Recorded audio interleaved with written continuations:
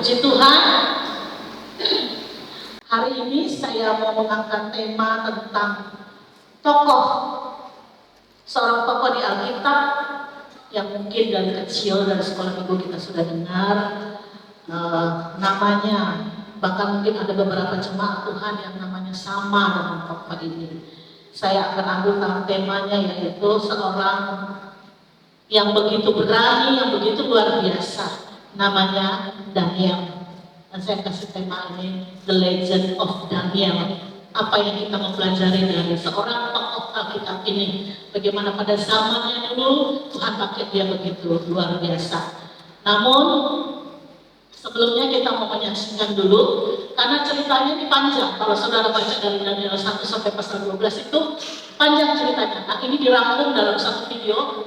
Minta tolong lampu yang di sebelah situ matikan. Kita akan nonton sebentar ya, nggak lama, cuma 5 menit. Silakan. Di negeri Yerusalem hiduplah seorang pemuda bernama Daniel. Ia berasal dari keluarga bangsawan dan dibesarkan dalam tradisi yang penuh hormat kepada Allah. Namun, hidupnya berubah drastis ketika pasukan Babel yang dipimpin oleh Raja Nebukadnezar menaklukkan kota suci mereka. Bersama banyak orang Yahudi lainnya, Daniel dibawa sebagai tawanan ke Babel, sebuah negeri asing yang penuh dengan penyembahan berhala dan adat istiadat yang jauh berbeda dari ajaran Allah. Meski jauh dari kampung halamannya, Daniel tidak pernah melupakan Allahnya. Ketika ia dan beberapa pemuda pilihan Yahudi dipilih untuk dilatih di istana Raja Babel, Daniel dihadapkan pada dilema besar. Mereka ditawari makanan dari meja raja, makanan mewah yang seringkali tidak halal menurut hukum Yahudi. Dengan penuh keyakinan, Daniel meminta kepada pengawas istana agar ia dan ketiga sahabatnya, Sadrak, Mesak, dan Abednego, diizinkan hanya makan sayur dan minum air. Meskipun permintaan ini berisiko, Allah memberkati mereka. Setelah 10 hari mereka tampak lebih sehat dan kuat daripada pemuda-pemuda lain yang memakan makanan raja. Ini adalah tanda pertama bahwa Allah senantiasa menyertai Daniel. Tahun demi tahun berlalu, Daniel menjadi terkenal karena kebijaksanaannya yang luar biasa. Suatu hari, Raja Nebukadnezar bermimpi sesuatu yang sangat aneh dan mengerikan. Tidak ada satupun orang bijak di Babel yang mampu menafsirkan mimpi itu. Dalam keputusasaan, Raja mengancam akan membunuh semua penasihatnya, termasuk Daniel. Namun Daniel, dengan iman yang kokoh, berdoa kepada Allah meminta petunjuk.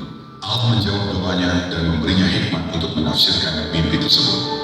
Dengan keberanian Daniel menjelaskan bahwa mimpi itu adalah nubuat tentang kerajaan-kerajaan besar yang akan muncul setelah Babel. Raja Nebukadnezar terkesima oleh hikmat Daniel dan mengangkatnya menjadi salah satu pejabat tinggi di kerajaan. Namun tidak semua orang di Babel senang dengan keberhasilan Daniel. Pada masa pemerintahan Raja Darius, musuh-musuh Daniel berusaha menjebaknya. Mereka tahu bahwa Daniel setia berdoa kepada Allah setiap hari. Dengan licik, mereka meyakinkan Raja Darius untuk mengeluarkan suatu ketetapan bahwa selama 30 hari tidak ada seorang pun yang boleh berdoa kepada dewa atau manusia selain raja, atau mereka akan dijebloskan ke gua singa. Daniel tahu akan bahaya ini, tetapi ia tidak takut. Seperti biasa, ia tetap membuka jendela kamarnya yang menghadap Yerusalem dan berdoa kepada Allah 3 kali sehari. Musuh-musuhnya yang sudah menunggu segera melaporkannya kepada raja. Dengan berat hati, Raja Darius yang sebenarnya menyukai Daniel harus mematuhi hukum yang sudah ia tetapkan. Daniel dilemparkan ke dalam gua singa yang ganas. Namun Allah tidak meninggalkan Daniel. Sepanjang malam Allah mengutus malaikatnya untuk menutup mulut singa-singa itu. Dan Daniel tetap utuh tanpa luka sedikit pun. Ketika pagi tiba, Raja Darius bergegas ke gua itu dan berseru, "Daniel, hamba Allah yang hidup, apakah Allahmu sanggup menyelamatkanmu dari singa-singa itu?" Dengan suara yang tenang dan penuh keyakinan, Daniel menjawab, "Ya Raja, Allahku mengutus malaikatnya dan menutup mulut singa-singa itu. Aku tidak terluka karena aku tidak bersalah di hadapan Allah maupun di hadapanmu." Mendengar ini, Raja Darius sangat bersuka cita dan segera memerintahkan agar Daniel diangkat dari gua. Sebaliknya, orang-orang yang telah menjebak Daniel dihukum dengan dilemparkan ke gua singa dan mereka tidak selamat. Karena peristiwa ini, Raja Darius mengeluarkan surat ke seluruh kerajaan bahwa semua orang harus menghormati Allah Daniel karena Dia adalah Allah yang hidup, yang kekuasaannya kekal dan kerajaannya tidak pernah berakhir. Daniel terus hidup sebagai pejabat yang bijaksana dan setia kepada Allah selama bertahun-tahun. Selain dikenal karena keberaniannya, Daniel juga menerima banyak penglihatan dan nubuat dari Allah. Salah satunya adalah penglihatan tentang 4 binatang yang melambangkan kerajaan-kerajaan besar yang akan datang. Daniel juga menerima nubuat tentang Mesias yang akan datang dan menggenapi rencana keselamatan Allah bagi umat manusia. Hidup Daniel menjadi teladan iman yang teguh di tengah godaan dan ujian duniawi. Di tanah asing, jauh dari rumahnya, ia tetap setia kepada Allah dan Allah terus menyertainya. Dari setiap peristiwa, Daniel mengajarkan kepada kita bahwa iman kepada Allah adalah benteng yang kuat, dan siapapun yang setia kepadanya akan selalu dilindungi dan diberkati apapun situasinya. Kiranya kisah inspirasi Daniel dapat menjadi berkat bagi kita semua. Tuhan Yesus memberkati.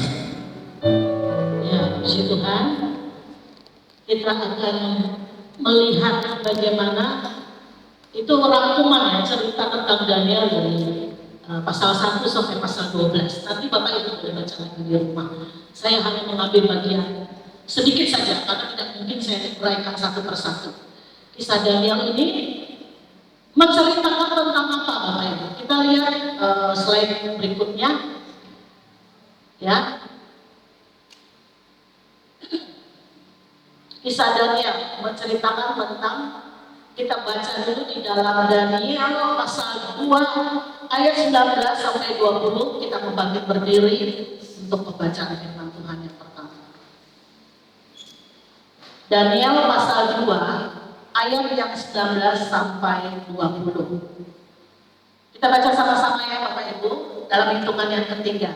2, 3. Maka rahasia itu disingkapkan kepada Daniel dalam suatu penglihatan malam. Lalu Daniel memuji Allah semesta langit. Berkatalah Daniel, terpujilah nama Allah dari selama-lamanya sampai selama-lamanya, sebab daripada Dialah hikmat dan kekuatan. Puji Tuhan, silakan duduk. Ya, kita lihat dulu, apa sih kalau kita dengar cerita Daniel ini, apa yang ada dalam pikiran kita? Ya, yang mungkin kita ingat, slide berikutnya coba lihat dulu. Ya, yang mungkin kita ingat pertama, Daniel di gua singa, itu udah pasti. Kalau cerita tentang Daniel di Alkitab, yang diingat apa? Cerita waktu Daniel di gua singa.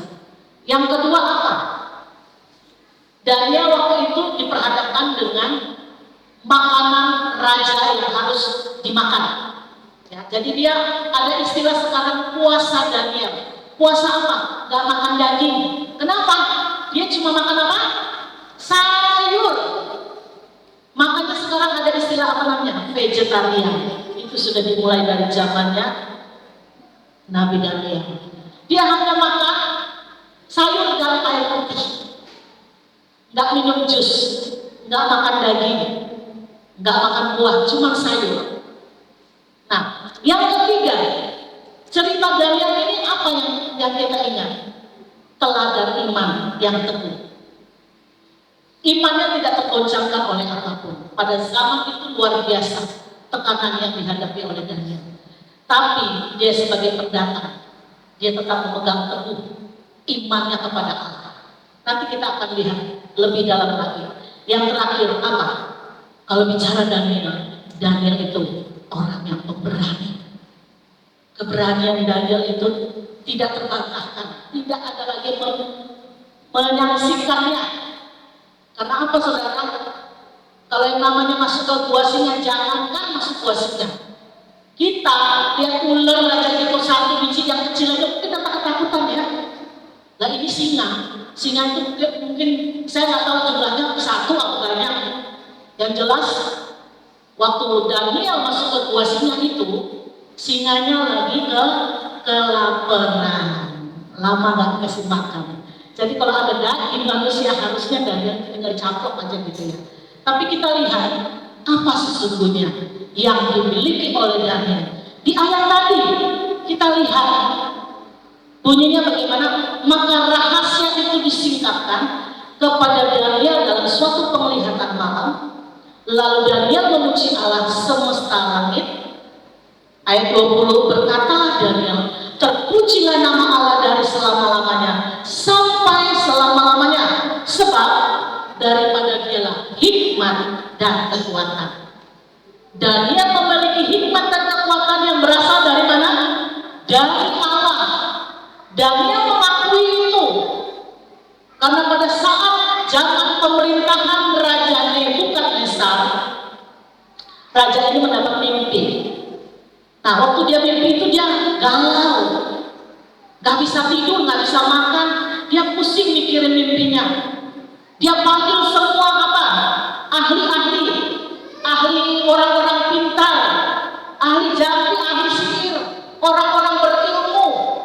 Ternyata dari sekian banyak itu gak ada yang bisa menjawab mimpinya Raja Nebukadnezar. Sampai satu kali Daniel memberanikan diri untuk menjawabnya. Dia tidak bertanya kepada yang lain. Dia hanya memuji Allah. Dia hanya menyembah Allah yang hidup. Sampai satu malam dia mendapat penglihatan.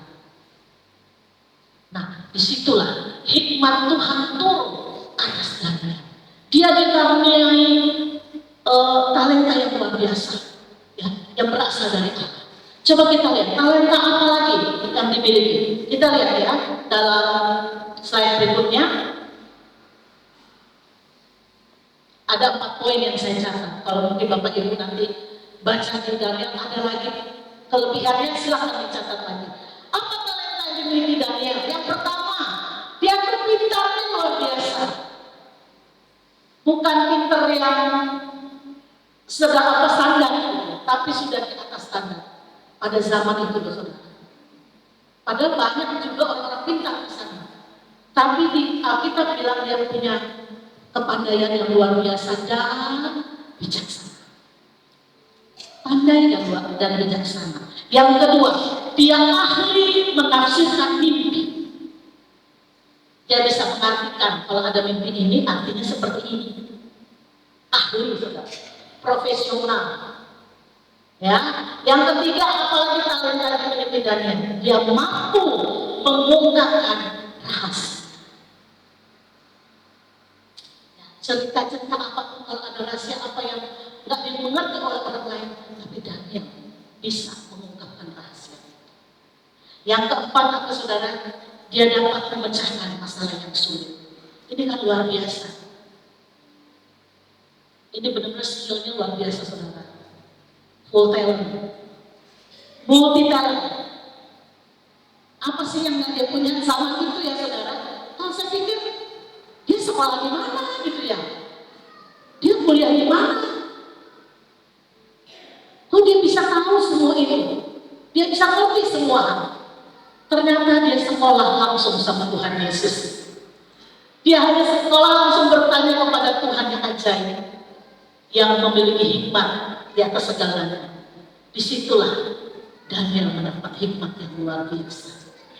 Kalau kita lihat latar belakangnya Daniel, kita lihat di latar belakangnya.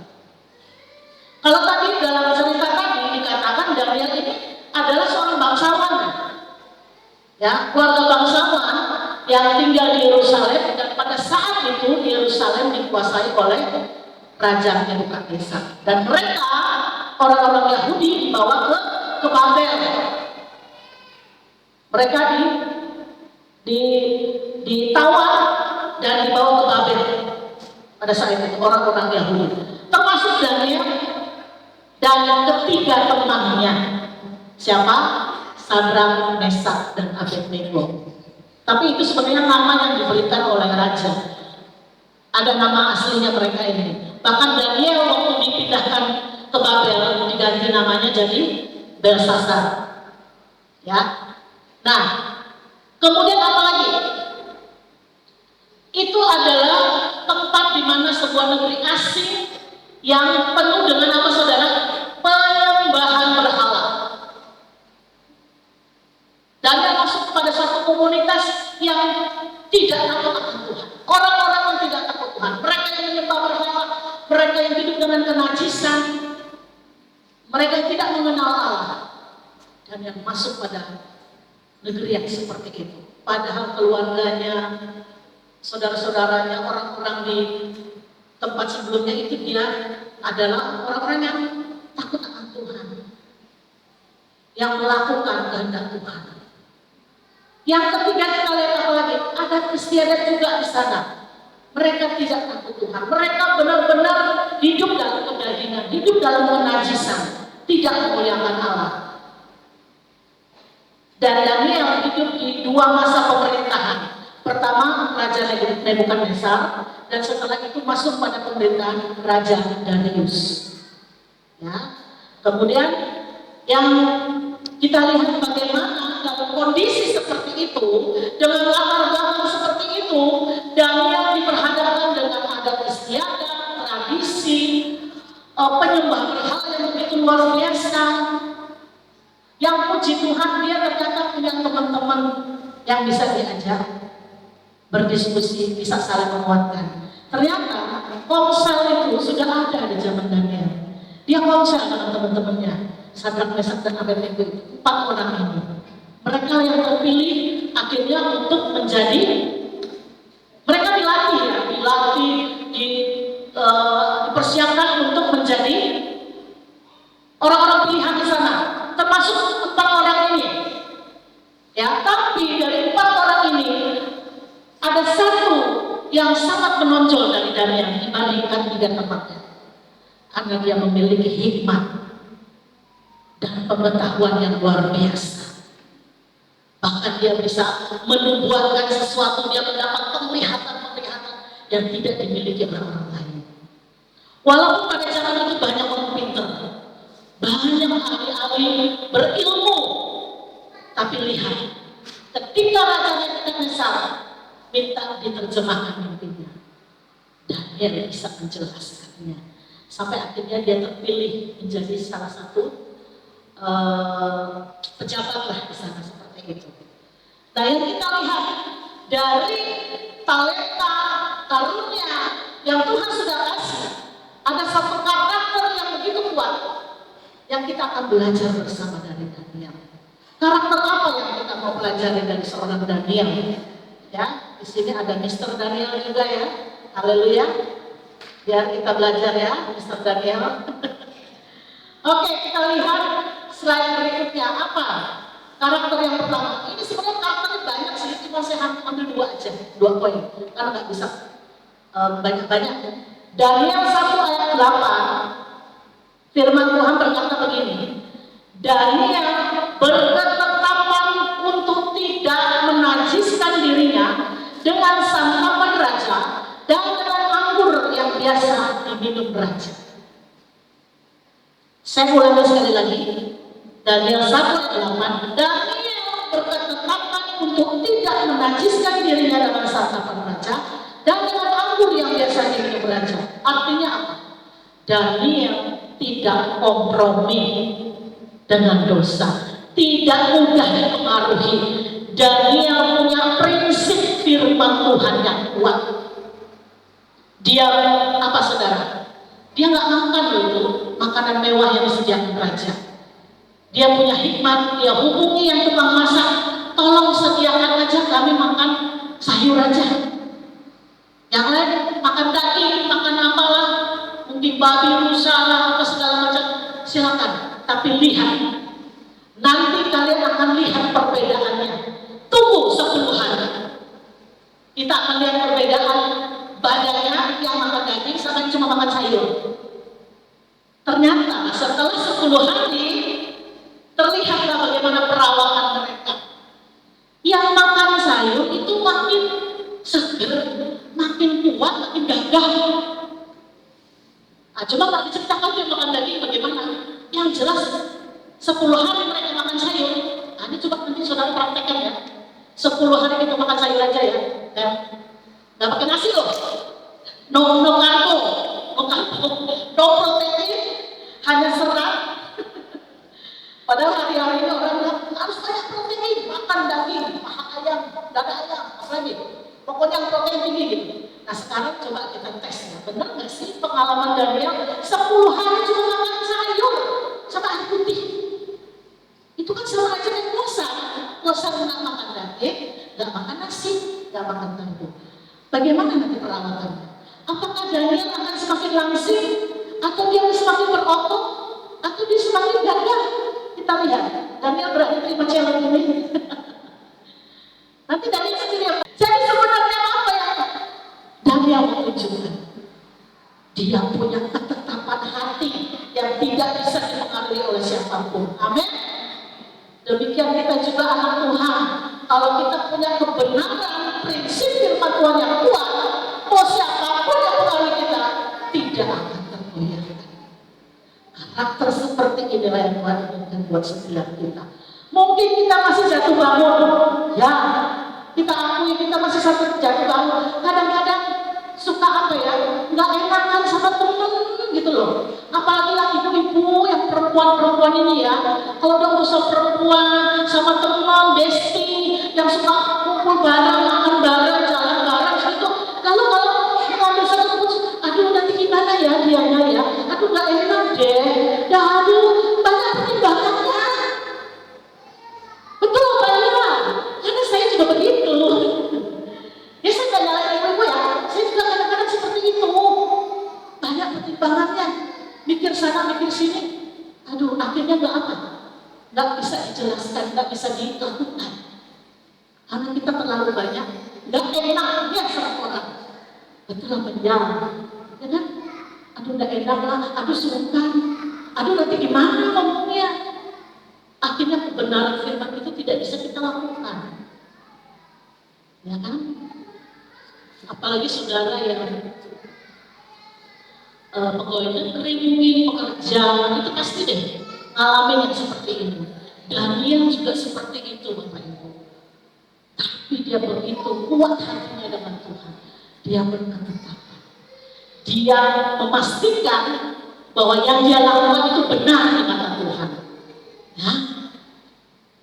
Dia tahu loh kalau seandainya ketahuan sama raja, yang kasihan tuh ini juga nih si kokinya, ya kan?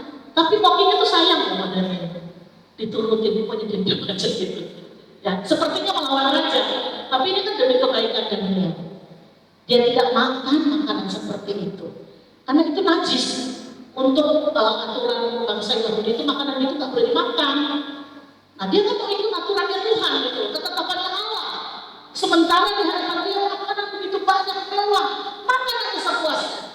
Tapi Daniel memilih untuk mengikuti ketetapan Allah, tidak makan makanan yang najis, makanan-makanan haram. Ini kalau bicara makanan nggak selesai sih ya Bapak Ibu. Karena hari-hari ini kita akan diperhadapkan dengan makanan berbagai macam. Coba sekarang ada namanya mukbang lah, apalagi ya. Itu kalau di hotel-hotel itu biasanya apa? All you can eat. Sudah pernah makan? Makan sepuasnya. Tapi jangan bungkus, nggak boleh bungkus Bu, maaf ya. Kalau orang Manado biasanya suka bungkus sih memang. Orang Manado ya, saya nggak bilang orang lain, saya Manado. Biasa bungkus. Tasnya sih tas Hermes, keren gitu. Dalamnya, ada panada, ada kue apa, depong, ya bungkusan kue semua isinya. Sampai akhirnya tasnya apa? Ada lubangnya di ujungnya. Kenapa? Ini tikus. Ini beneran. Omong-omong Manado dia seperti itu tasnya Hermes. Louis Vuitton, entah apa merek-merek gitu. Tapi isinya ampun, bungkusan semua kue yang dapat dibungkus semua. Ya, ini godaan, tantangan. Itu bukan di luar sana, depan mata kita sekarang hari ini. Hari-hari ini dapat tantangan. Nah, kita akan diperhadapkan dengan hal seperti itu, Bapak Ibu. Itu bukan hanya kejadian waktu Daniel pada zaman itu. Di hari-hari ini juga Tuhan akan mengizinkan diperhadapkan dengan pilihan-pilihan yang sulit, pilihan-pilihan yang rasanya kok nggak apa-apa lah. Kadang kita kompromi sedikit aja katanya gitu. Tapi kalau sedikit terus akhirnya jadi kebiasaan, akhirnya jadi gaya hidup, Akhirnya sudah tidak ada lagi apa? Hati nurani. Ya sudahlah, 15 saja. Kan seperti itu. Di bulan ini yang lagi zamannya puasa ya. Orang muslim sepupu kita lagi puasa. Kalau saya mau turutin undangan, yuk bukber yuk katanya. Bukber, kalau mau diikutin tiap hari ada bukber, buka bersama. Masalahnya mereka puasa, kita puasa nggak? Kan kita nggak puasa, tapi bukbernya mau, itu kan undang sana sini. Bukber lagi sana, bukber sana, bukber gitu ya. Aduh Tuhan, alhamdulillah. Ujung-ujungnya apa? Urusan makan lagi dah, urusan ini lagi dah. Itu yang Iblis sedang tawarkan hari-hari. Makan terus kamu. Ya ini mengingatkan saya juga, Bapak Ibu. Ngeri-ngeri sedap sekarang kalau mau makan enak. Silakan, makan enak aja, nggak apa-apa. Tapi ingat, badan ini udah nggak bisa kompromi lagi loh.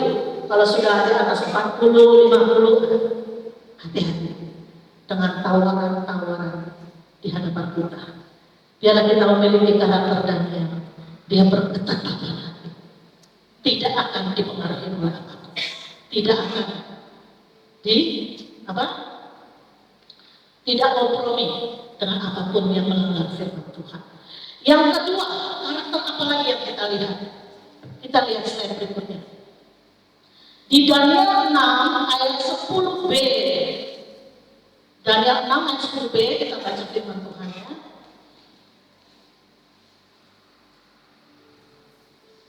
Daniel 6 ayat 10b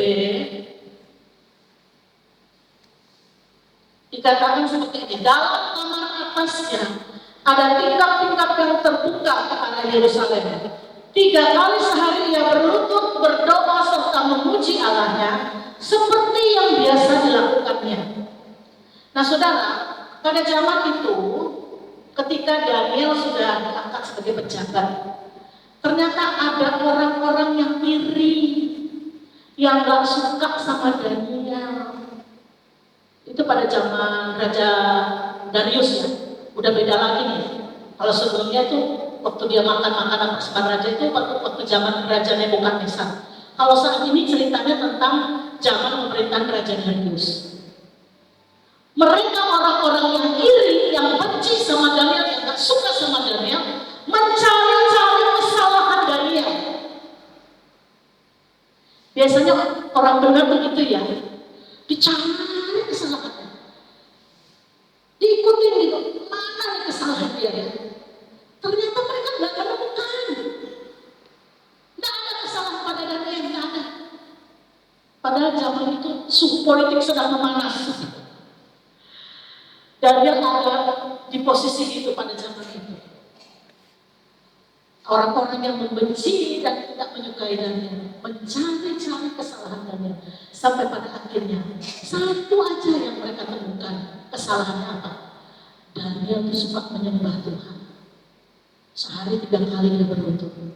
Bagi orang dunia, bagi orang yang nggak kenal Tuhan, itu kesalahan. Itu kesalahan. Ke gereja kayaknya salah, boleh gitu. Bagi mereka itu seperti itu. Sampai akhirnya mereka membujuk Raja Darius untuk membuat satu peraturan baru, di mana peraturan itu tidak mengizinkan rakyat itu untuk menyembah dewa atau manusia lain selain Raja Darius. Ya udah pastilah Daniel kena ya jebakan seperti ini, ya tuntutan seperti ini. Tapi apa? Karakter apa yang kita lihat? Meskipun ada ancaman, Daniel berani mengambil risiko. Daniel keluar dari zona nyaman. Dia berani mengambil risiko. Dia tahu aturannya. Dia tahu ya aturannya. Tapi ketika dia tetap berdoa sampai 3 kali, tak peduli dengan aturan raja. Tahu nggak dia risikonya? Tahu. Dia pasti akan dihukum. Dan betul saudara, sebenarnya Raja Darius ini suka sama Daniel. Cuma dia mau bela Daniel gimana caranya? Karena memang waktu itu kesalahannya itu cuma itu aja, tidak ada kesalahan yang lain. Sampai akhirnya dengan berat hati Raja Darius memasukkan Daniel ke gua singa, ke sarang singa. Singa yang sedang kelaparan. Daniel tahu resikonya. Pasti ada kematian, pasti ada hukuman. Tapi dia berani mengambil resiko. Ini keren banget saudara Daniel ini. Tidak main-main dengan Tuhan. Dia punya keyakinan bahwa Tuhan yang dia sembah, Allah yang dia sembah selama ini, yang dia tinggikan 1 hari sampai 3 hari dia berdoa, pasti akan membela dan menolong dia. Sampai tahu nggak Raja Darius di samping sayangnya sama si Daniel, gak bisa tidur semalam-malaman, mikirin si Daniel itu. Aduh gimana ya dia, nanti gimana ya, wah gelisah Raja Darius. Sampai pada akhirnya dari kesaksian Daniel, dia bilang apa? Ada malaikat Tuhan yang menemaninya dan yang menutup mulut singa-singa itu, sehingga singanya nggak selera lihat Daniel. Binatang mana, apalagi binatang buas model singa, lihat daging, pasti daging itu kan detik tinggal cakep, selesai kan? Tapi lihat mujizat Tuhan, pertolongan Tuhan tidak pernah terlambat buat Daniel. Allah mengirim malaikat surga untuk menutup, mengunci mulut singa-singa yang kelaparan itu. Sampai akhirnya pagi-pagi buta Raja Darius cepat-cepat keluar. Dia langsung tanya, halo Daniel, hamba Allah yang setia, apa kabarmu? Masih hidup gak kamu? Kan seperti itu. Puji Tuhan, saya disertai Tuhan. Tuhan mengirimkan malaikat surga untuk menemani saya dan menjaga saya, sehingga saya tidak takut dengan apapun. Dia tidak takut apapun. Keberanian seperti ini yang Tuhan cari hari-hari ini.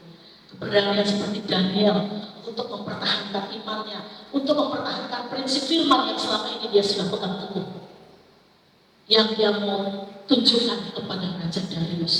Sampai pada akhirnya dari mujizat yang dialami Daniel ini, Raja Darius menetapkan semua masyarakat, semua rakyat harus menyembah Tuhan Allah yang hidup, yang disembah oleh Daniel. Ini satu terobosan yang luar biasa, saudara, pada zaman itu. Pada akhirnya Raja Darius mengakui Allah yang disembah oleh Daniel, Allah yang hidup, Allah yang berkuasa, yang sanggup melakukan apapun. Luar biasa saudara Daniel ini. Dia berani mengambil resiko, kalaupun resikonya itu kematian sekalipun. Resikonya dia kalau cuma digigit, sorry ya, kalau saudara bayangkan ya, kalau cuma ditelan singa, gigit sekali telan selesai kan. Tapi kalau dicabik-cabik, digigit sana, kepalanya dulu, tangannya copot dulu, kakinya copot, matinya kan tersiksa banget kayak gitu kan. Mendingan mati tembak udah selesai kan. Ini mati dengan singa itu gimana ceritanya? Ngeri banget kan? Mana ada orang kalau kayak gitu. Tapi Daniel ini luar biasa saudara. Karena apa? Saya belum temukan. Ada lagi ayatnya saudara. Ini kelewat saudara. Di dalam Daniel 5 ayat 12. Coba Daniel 5 ayat 12. Saudara, lihat ya. Ayat ini berbunyi seperti ini. Karena pada orang itu, yaitu Daniel, terdapat roh yang luar biasa dan pengetahuan dan akal budi sehingga dapat menerangkan mimpi, menyingkapkan hal-hal yang tersembunyi dan menguraikan kekusutan, yakni pada Daniel yang dinamai Belsasar oleh raja. Baiklah sekarang Daniel dipanggil Daniel memberitahukan maknanya. Ternyata dari doa-doa yang dia naikkan dan kesetiaannya kepada ketetapan Allah, dia memiliki roh yang luar biasa. Roh yang begitu tangguh, begitu kuat, sehingga menghadapi binatang buas sekalipun dia tidak takut. Inilah keberanian yang dimiliki Daniel. Karena kita tahu Roh Kudus, Roh Allah itu tidak memberikan kita roh ketakutan, tapi dia memberikan kita roh keberanian. Amin. Oh ya. Roh yang berani untuk melawan kemustahilan. Ya kan? Hari-hari ini kita diperhadapkan dengan sesuatu yang mustahil. Ngalami gak sekarang Bapak Ibu? Saya juga begitu kok, melangkah nih. Kadang-kadang melangkah kemana ya? Seperti Abraham disuruh keluar dari tempat kelahirannya, meninggalkan keluarga sanak saudara dan teman-temannya, pergi kami. Hanya dengan iman, hanya dengan kepercayaan kepada Allah, dia berani melangkah. Itu sesuatu yang mustahil sebenarnya. Kenapa? Dan si Abraham ini, Bapak Abraham, dia bukan pergi sendiri loh. Dia pergi rombongan. Dia syukur-syukur mereka ngerti. Ini pokoknya saya disuruh Allah, mau kemana? Oh Abraham, Pak Abraham mau kemana? Gak tahu, pokoknya disuruh Tuhan pergi aja. Kira-kira kalau saudara diajak kayak gitu, mau gak? Oh ikut gak? Gak jelas. Gak jelas ya? Kadang-kadang Tuhan bawa situasi kita tuh serba gak jelas. Kabur, abu-abu, kelihatannya jauh gitu. Apa yang mau dicapai di situ Tuhan? Semuanya serba gak jelas. Serba abu-abu, serba apa ya? Bisakah saya melangkah? Bisakah saya berjalan? Tapi Tuhan suruh berjalan aja, melangkah aja. Apapun resikonya. Saudara, resiko itu ada dua saudara. Kalau saudara tidak lakukan, tetap ada resikonya. Kalau saudara lakukan, ada juga resikonya. Jadi lakukan atau tidak lakukan kebenaran Tuhan tetap ada resikonya. Amin. Nah ini saudara harus paham. Jangan cuma sesuatu yang, aduh janganlah nanti aku gak enak atau mungkin, waduh ini mempertaruhkan nama baikku misalnya gitu. Tetap apapun itu saudara ada resikonya. Jadi hanya minta kekuatan dari Tuhan, hanya minta penyertaan dari Tuhan lah yang buat kita berani melangkah, berani berjalan, meninggalkan zona nyaman kita. Apapun resikonya, selama Allah beserta dengan kita, kita pasti memperoleh kemenangan di dalam Tuhan. Amin. Ada gunung-gunung persoalan, ada gunung-gunung penderitaan, ada gunung-gunung pencobaan. Firman yang saya bagikan di wanita, gunung-gunung itu bicara masalah, persoalan, pergumulan, dan kita harus daki gunung itu, kita harus lewati gunung-gunung itu.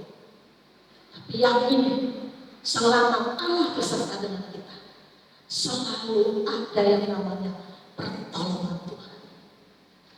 Berkali-kali lagu tadi mengatakan, kau menolong dalam keadaan sakit. Sakit bukan hanya bicara fisik, saudara.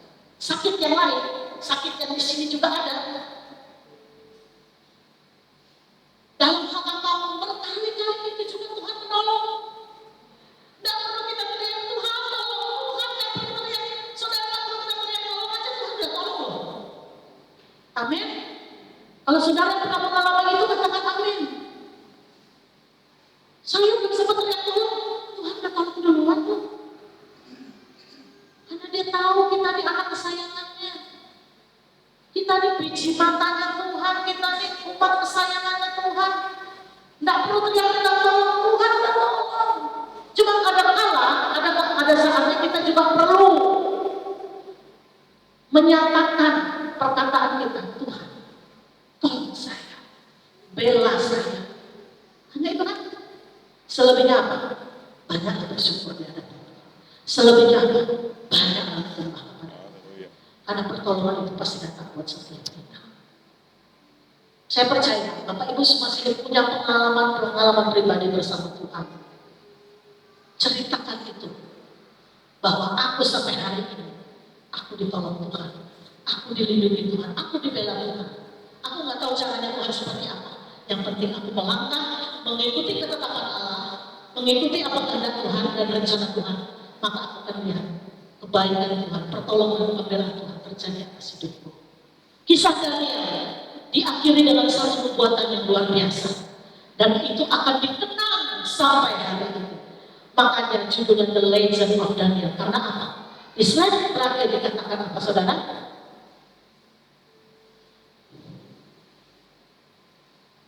Dari nubuatan Nabi Daniel dikatakan akan muncul Mesias yang akan datang dan menggenapi rencana keselamatan Allah bagi umat manusia. Amin. Siapakah Mesias itu?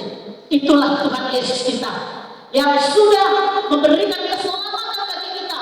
Nubuatan itu sudah dimunculkan oleh Nabi Daniel dan sudah digenapi di zaman perjanjian baru ini, di zaman sekarang ini, oleh kematian, kebangkitan, dan kenaikan Tuhan Yesus, bahwa Dia akan menyelamatkan umat manusia.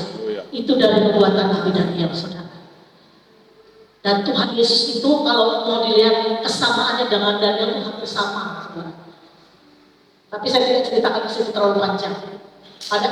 Pada intinya apa yang saya mau sampaikan hari ini, Tuhan akan memunculkan Daniel akhir zaman yang akan memiliki ketetapan hati, yang berani mengambil risiko, yang memiliki keberanian. Bahkan Yesus yang sudah datang ke dunia ini, yang sudah menyelamatkan saya dan saudara. Saudara memiliki roh yang luar biasa, Roh Kudus yang sudah dicurahkan 2 kali ganda, seperti yang Tuhan sudah pernah katakan. Dia akan mencurahkan rohnya 2 kali ganda. Nikmati itu sebagai anugerah, sebagai karunia yang Tuhan berikan buat setiap kita, sehingga kita diperlengkapi dengan talenta, dengan potensi karunia yang luar biasa. Pakai itu semua untuk kemuliaan Tuhan, untuk pelayanan pekerjaan Tuhan. Saya berdoa Bapak Ibu semua, biar kita senantiasa mengikuti apa yang menjadi kehendak dan kerinduan Tuhan. Tetap melakukan bagiannya untuk berdoa setia dan taat kepada Tuhan. Tuhan siap menolong saudara. Haleluya. Puji Tuhan. Saya mengajak Bapak Ibu semua, kita bangkit berdiri. Kita mau tetap bersyukur dan berdoa bahwa pertolongan Tuhan itu selalu ada buat setiap kita. Haleluya. Terima kasih Tuhan. Terima kasih Bapak. Haleluya. Hatiku tenang berada denganmu.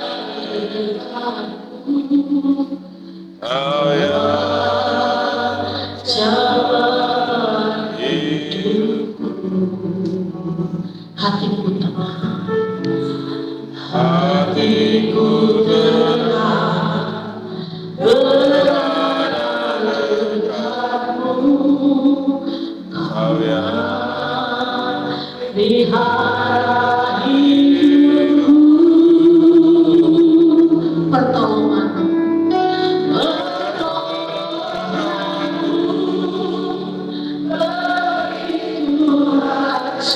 ajaib. Kau berikan hatiku. Haleluya.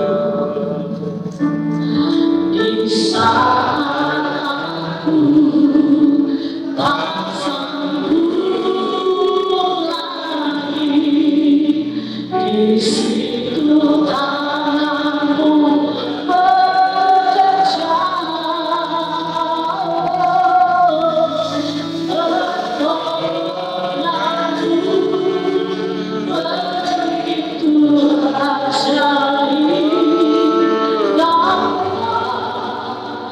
Mengikat hatiku, kini mata tertuju padamu.